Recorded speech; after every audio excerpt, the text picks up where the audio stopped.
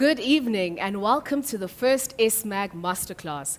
And what a perfect day to start something new with spring and all. So happy spring day, everyone. Thank you for joining us for what promises to be an informative and fun hour.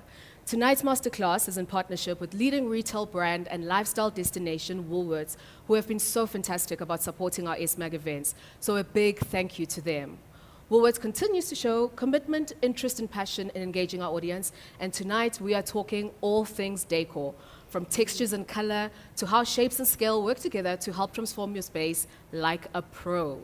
Speaking of space, how do you like our beautiful studio tonight? It's all thanks to our friends and partners at Woolworths who supplied all the accessories on set, as well as our fabulous outfits. As you can see, I am not here alone. Joining me on the Decor couch is Black Pearl Lifestyle's co-owner and interior designer, Zimkita Stumo, who also curated the space so magnificently. Hi, Zimkita. Hi, Timba.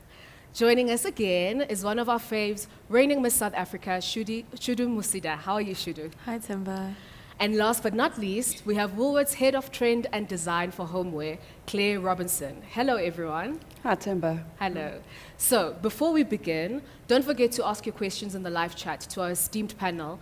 And we also have some exciting giveaways. All you have to do is tell us what the one decor item you can't live without is and why, and you can stand a chance to win one of two 2,500 Rand vouchers to treat yourself to some beautiful decor items from Woolies. On that note, Zimkita, where does one even begin when it comes to decorating? You know, decorating is a sensory experience. You don't just necessarily think about what you see, but also the smells in the space. And just in a certain way, if you're having a dinner, you use music to create a certain mood. So we use decorating to set that sensory experience.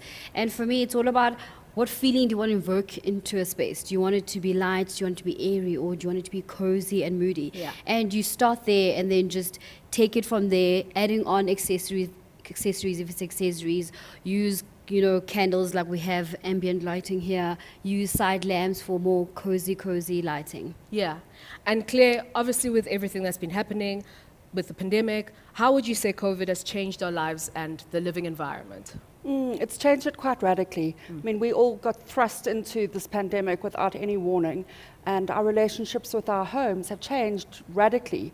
We were forced to turn our homes into work spaces because most of us then were forced to work from home. So, and everyone has a different home and a different space in which they had to adapt and turn their lives into different ways of working and living. Yeah. So I think it's changed it all very radically, and people have, I think, fallen in love with their homes again because they've spent so much time at home. They saw all the things that they probably hadn't noticed in their busy day-to-day living. So they've been spending a lot of time improving their homes, spending money on their bedrooms, upgrading their pots and pans in their kitchen because they've been doing a lot more cooking and baking. Banana bread, yes. Yeah, so it's, yeah, exactly. So I think that it has changed everyone's relationship with their homes a lot more. It's not just a place that they go home to sleep and eat and then they leave and go off to work. I mean, people are doing a lot more entertaining at home. No, definitely. It's kind of, the home space has become kind of, an all-in-one. You kind of, and like my bedroom, for example, I work from my bedroom quite a lot, so I've become quite cognizant of the space and the energy within it, so I totally get what you're saying. Yeah. Now, Shudu, from glimpses I've seen on social media, you seem to have quite a beautiful home space. Where do you draw inspiration from? I think I draw inspiration from how I want the energy in the space to feel. So I'm a very mindful person, I'm an energy person, so I want my space to reflect that. So currently, like my furniture is quite contemporary, quite modern, but I do like a pop of color because that reflects my personality and just brings that sort of side of me out. So I draw inspiration from different colors, from different textures and layering, and I do like a space that makes me feel like, honey, I'm home. Yeah. Now, what's interesting is you're talking a lot about, what you like, but there's always a lot of pressure around trends. And maybe, Claire, if we can come to you, how do you go about setting trends, designs, color for the season? So we do this twice a season, and so for spring, summer, and an autumn, winter, and we work way in advance, and we get a lot of trend information from different design agencies and trend agencies around the world. So some Southern Hemisphere, some Northern Hemisphere. And we I work with my team, my design team, and we will pull all of that information together. A lot of it is like macro global trends that talk about how consumers are buying, their behavior towards retailers, about people retailers not being ethical and sustainable. So it's quite interesting. That's a very high level trend. Yeah, but it's an important trend it's because very important, sustainability is something we should be cognizant of. Absolutely. And then from there we take it down to break it down into other levels of color, print and pattern, what's influencing design, how people are wanting to live. Is it a more casual way of living? Are they entertaining more at home? And then we hone it down even further into like different products. So it's what do people want in a bedroom? What do people want in a living room? And then we put a trend together, a color palette, and a look and feel that we think is significant to our Woolworths customers. Okay, sure. Yeah. Well, we're glad you guys are there to do all that for us. On that note, Woolworths Home has arranged 20% off of 2 decor and living items. So click on the banner below for this deal on selected decor pieces, home sense, and small furniture. Now, Claire's talked us through trends, but Zimkita, what are the rules of decor? Firstly, I'm not a fan of decor rules at all. Even in my normal business for our clients, I think rules just also hinder the creative process because you're so bogged down on, oh, I'm not supposed to do this, I'm not supposed to use a green scatter with a yellow scatter, and then you get so sucked into that as that you forget what you actually want to do is create a beautiful space. And for me, I find that all that matters is that it's beautiful to you and you love how it looks. And for example, I could give you a guideline. If you're painting your home, you can use the 60-30-10 principle, 60% being the majority color in the room, 30% could be the feature wall color, and then 10% is the accent color, which would then go on the skirting or the corners. Okay, can you say that again, please? Because I'm just thinking about the people at home, because I'm also learning tonight. So what is the rule again? It's the 60-30-10. So it all adds up to 100%. Okay, So and if then you think it's, of probability, so 60% is 60% is the majority of the color. right. Okay, Yeah. so that's the color that you're going with. Yeah, Okay. so let's say, for example, it would be a light gray. And Right. then 30% could be a darker gray, which will then create a feature wall, maybe one of the 4 walls.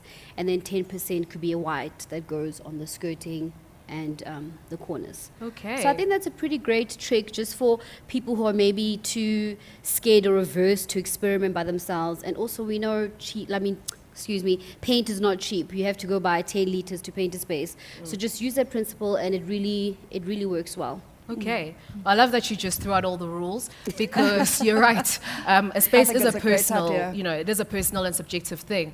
And talking about personal things, let's move this conversation into the bedroom, shall we? Now, not everyone has the biggest space to play with when it comes to their bedroom, but everyone wants their room to have a sense of renewed energy and ultimately to be a sanctuary. So, Zimkita, a lot of people don't always, are feeling the squeeze financially, right? They don't always have the money, but how would you go about redoing or refreshing your room with what you already have? Can I say with what you already have, with maybe some cheaper add-ons? Yeah, Because I think, even if you're buying a candle, for me, that is something that's really changing your space. So what I like to always say is repurpose your existing pieces. I mean, if you have, for example, an ottoman in your bedroom, maybe try it out in the living room, try it out in the entrance, just to see how it will feel different in a different space, and it will feel new in itself without you having to spend any money. And also repainting existing furniture, especially if you have good wooden pieces. Wood is great for upcycling. You can restain it or you can repaint it. If you have like a large oak dining table, for example, and it happens to be pine, you can restain it to like a lovely ash or champagne stain color or paint it blue. And that immediately will create such a difference in your living space without having you to go buy the latest, newest dining table.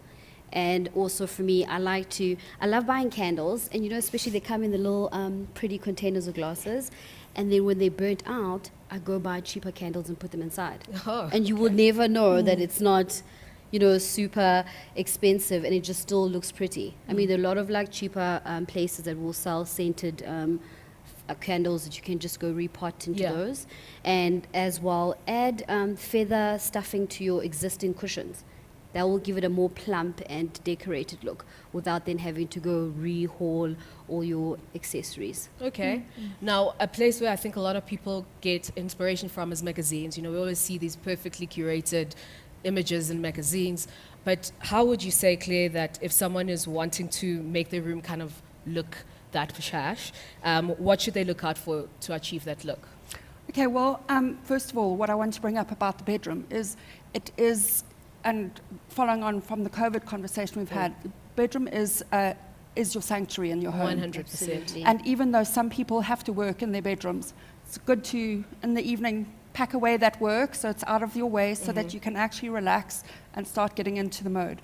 And so to achieve that beautiful decorated look that we see in magazines, I think there are two parts to it. The one is sleep is so important for the wellness journey that we all are going through through COVID.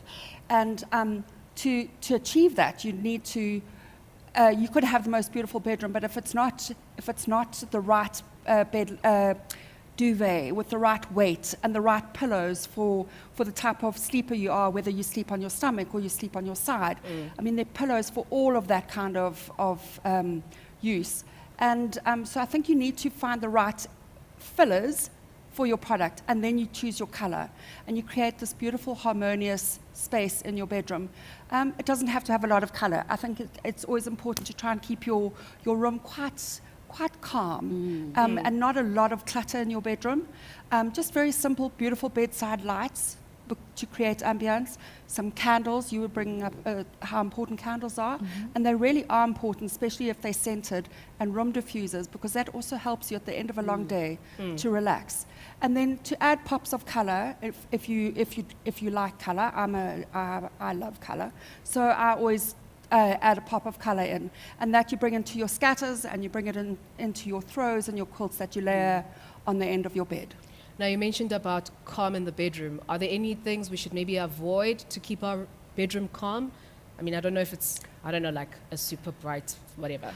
Yeah, I think that, we are all spending a lot more time on screens at the moment, and there's a lot of talk about the blue screen and how it's affecting your skin and affecting your eyesight. So I think one thing to avoid in a bedroom is bright lights. I think it's important at the end of the day to start to wind down. You need calmness. So the candles and the diffusers are amazing for that. And then ambient lighting is incredibly important. Okay. And just also textures, beautiful, soft, luxurious textures also can really be quite soothing at the end of the day. And can I just add, Sure. avoid stimulating colors in your bedroom. For Okay. example, you don't paint your bedroom red. So red what's is a a stimulating color? So stimulating color means that visually it stimulates your mind. So Yeah. reds, oranges, those intense colors. You're trying to calm down and sleep. It's got to be a tranquil place. Yes, so it's actually doing the opposite of that. Yeah. Okay. So accessorize obviously is about mixing, matching, and playing. And I think you've kind of touched on this, but what are some of the things that the people who've joined us tonight, when it comes to styling, what are some of the pitfalls that they need to avoid? I don't want to think of pitfalls, because pitfalls is almost something that's just going to put you off even trying. So let's say, yes, you might, get there and not necessarily like the end product and then try again, but I just like to mix the same pattern, even if it's different colors, or mix the different textures in the same color. It just also depends on the space that you're trying to create. So if you want a monotone space, then maybe you could use different shades of the same color. And if you want like a bright contrasting, then use different patterns, clashing colors, clashing textures. Okay. No, I love what you said in the beginning about not wanting to refer to pitfalls, where people kind of almost learn by trial and error, because one of the things I find is quite daunting when it comes to decor, and I don't know if Shudu, you would agree, is, it always feels like this very scientific experience, Not at all. textures and colors. So I think that was quite important. Yeah, it was encouraging to think, I'm well, glad. you know, if that yellow and purple doesn't work, We then try again. we try again. You just try again. Maybe go with Exactly. purple and pink. Exactly. Now, Shudu, I know that you're an energy person, as you've mentioned. Energy is a big thing for you. How do you go about creating a calm space and making sure that you also can have a space where you can get restful sleep? I think with the decor pieces that I have, it's like it's a lot of, it's not too bright, but like it's a lot of calming colors, and it's a very Aries type of decor that I have at home. So as soon as I walk in, it allows me to do that. And the beautiful thing about it is that I've got a lot of plants now. So as soon as I walk in, it just feels like I'm in a different environment. It's a tranquil environment, which is what we all need when we get home. And I love candles. I really, really love candles and diffusers. So I like how my home smells, you know, like just I really love that. And candles, just lighting them, for me, it's a great peaceful and sort of spiritual thing. You know, like you could be reading a book, you could be having dinner, but it sets a certain kind of ambiance and brings out the life in the room, I think. And I think also what's cool about what you were saying is that when you basically find things that are going to calm your energy down, because essentially we're all under a lot of stress. So if you know that you're going to put in a good night's rest, I think that also starts to make a big difference. Now, something all three of you have actually mentioned is diffusers. Now, I know what a diffuser is, but are there particular scents that you maybe think we should look into, or, you know, especially around the calming theme? Or maybe Lavender. personal favorites? Okay. It's not my personal favorite. Okay. I've heard But it's I know, coming. yeah, for calming, lavender is really great. And we all know when you go to the spa, there's always some like scent of lavender. But I like vanilla. Vanilla is my base. And then I'll add on lemongrass if in my bedroom. And then my I love living space, lemongrass, yeah, yeah. like vanilla Beautiful. with maybe like a tobacco scent, just to create a bit more Tobacco scent. lifted scent. Not as sweet as just vanilla. Okay. Now, the bedroom is definitely one space that all of us wish, you know, we could have a huge bedroom, but it's not always possible. So when it comes to a small bedroom, Zimkita, what would you say are some of the things one should avoid? Do you know what's so funny? People think that because a space is small, it needs small furniture. And ironically enough, that makes it look even smaller. So, I mean, if your bedroom can fit a queen-size bed, by all means, do have a queen-size bed. And it doesn't mean that it has to be on the ground either. You can have a normal height bed and have pedestals. It's all about the scale and the proportion of the pieces. So if you're going to have a king-size bed, for example, next to these minute pedestals, it doesn't matter how big your room looks, that's going to look awkward in itself. So work with the size of the room and the space. And also, what I like to do is if you then add a pedestal with drawers, then you're adding on storage, as opposed to just having, you know, a standalone pedestal, for example. If you have a small space, I'm assuming storage might also be a challenge.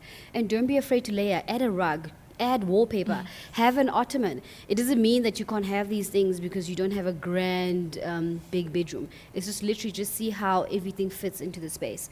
And also think about lighting, have pendant lights or wall lights instead of having table lamps, because then you have more space on your pedestal for other things.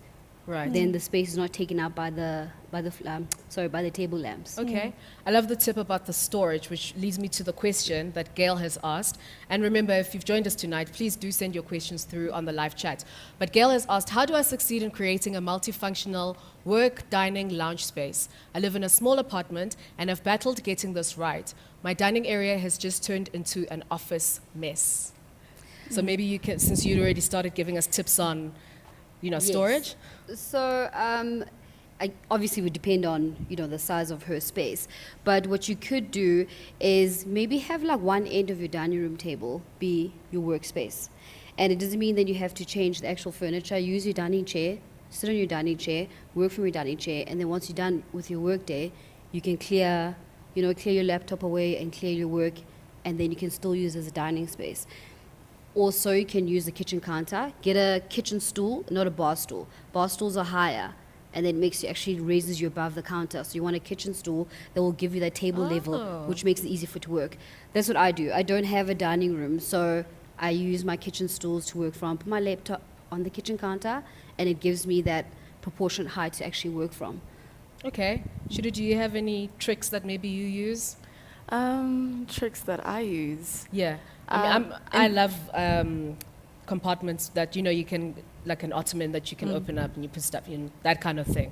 So I don't know if you have something like that, I maybe? think the tip that she had, like one end of the table where you do your work, but then when you're done, you pack up and then you put it away. Yeah. So that's what I do as well. So I have a specific spot on the dining room table where I'll do my work, but as soon as I'm done, I'll pack it away in like a cupboard or something like that. And then every single time I want to use it, and then I move it back. Because another thing about it is that things get mixed up, and then it just piles up and it piles up and it piles up, and then eventually you're gonna get to a point where, like she's saying, you have I think Gail was saying you have about no an space, office and mess. it's a mess. So what I try to do is just I work in one specific area, but as soon as I'm done, I'll pack it up, even if it's not packing up everything, but just putting everything in like one pile helps quite a bit instead of just leaving everything everywhere. Okay. Now, just a reminder that you do stand a chance to win a 2,500 Rand Woolworths voucher tonight. All you have to do is just tell us what your favorite decor item is and why, and it's as easy as that. Now, Miriam has also sent us a question. She wants to know, is it wise to recycle the lounge suite, or one should just buy a new one? I love this question because I think a lot of people want to know that, what is the right way to go about it? Also, don't have a lounge suite. Let me just start there. Okay. Suites are not a vibe. But what she can do is reupholster. So I'm assuming she probably has 1 3-seater, 1 2-seater, and then an armchair.